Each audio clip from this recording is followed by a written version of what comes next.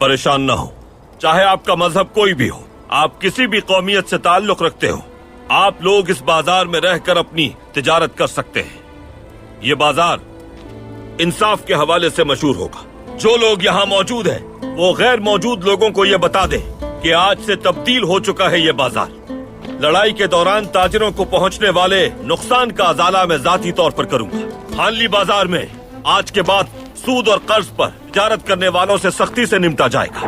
मैं सुलेमान शाह का बेटा और तुरुल ऐलान कर रहा हूँ, आज के बाद हानली बाजार के ताजिर किसी को नाजायज महसूल अदा नहीं करेंगे।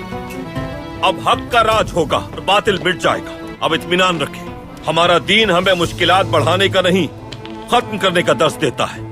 ताजिरों को यहाँ अपनी मर्जी की तिजारत करने की इजाजत है।